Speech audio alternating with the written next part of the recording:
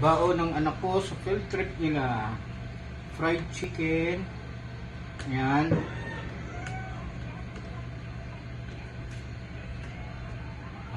Ito. At saka ito, hamonadong adobong manok. Hamonadong adobong manok. Kaya siya hamonado kasi niluto ko sa Sprite na may tuyo. Para na rin siyang adobo tignan. Kasi nilagyan ko siya ng paminta. Ang hamonado kasi matamis lang na medyo malat-alat po. Pero yun siya, kumpleto. Kaya hamonadong adobong manok. Ang baon nila bukas. Sa field trip. Yan, nabibidyo ko na yung bunso ko. Ito ang fried chicken naman. Isang buo, hinati ko lang. Para mas lutong-luto talaga yung loob.